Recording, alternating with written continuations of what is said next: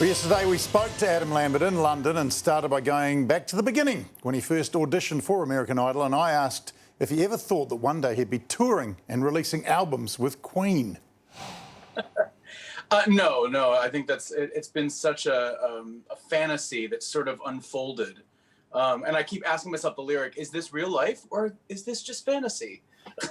Caught in a landslide. Okay, I won't. Bohemian Rhapsody was a bold choice to audition with, though. Did you choose it because you were showing off your range or because you were a big Queen fan?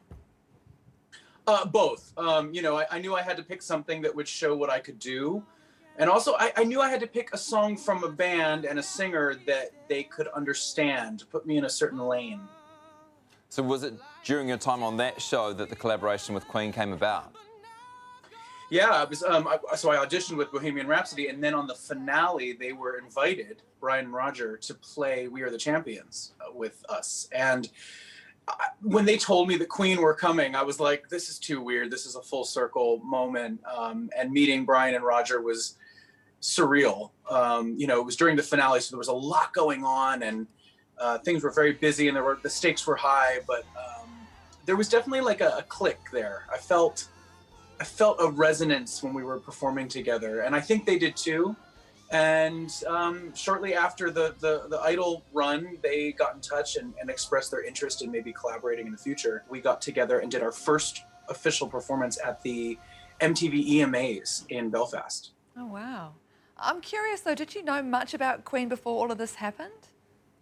At that point, yes, I did know a fair amount about Queen. I had become a fan. I had seen video of Freddie performing on stage, and he's so inspiring. He was so free and so cheeky. I just was really blown away when I started studying their music and what I could find online. And obviously I had the Greatest Hits album, and I knew all those songs. And then working with the band, it was actually very cool because there were certain songs that I wasn't as familiar with.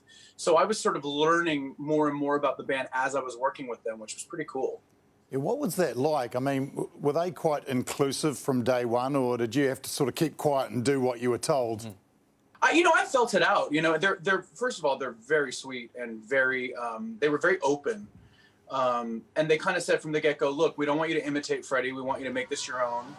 And so when I got that green light from them, I was like, okay, cool. But everything that I would do that might have been different than the recording, I definitely sort of asked for approval. I have a ton of respect for Brian and Roger, and this is their legacy. So I was sort of, walking on hallowed ground, and I knew that. And I also knew that fans were going to have certain expectations, and there's no replacing Freddie Mercury. That is impossible.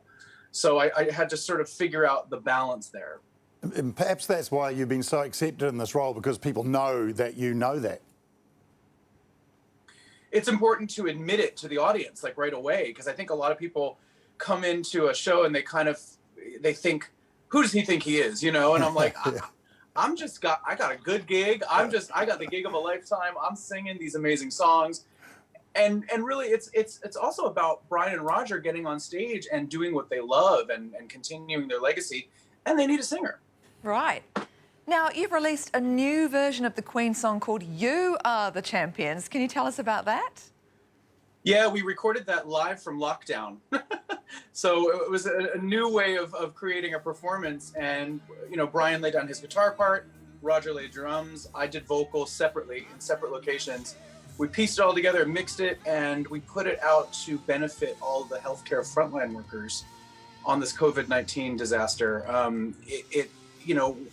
We know that people are struggling and suffering, and that it's a lot. So we wanted to put something out that could hopefully cheer people up and give you like a pat on the back, a sense of unity with We Are the Champions. And changing it to You Are the Champions was really our way of dedicating it to them. Yeah, it's great stuff. Adam Lambert, thanks very much for your time. Thank you so much. Have a good day. Yeah, we're going to start the show. Welcome to the project. And look, Jackie Brown is here. I am here on a Thursday. What is happening? Yeah. Hello, thank you. Jackie is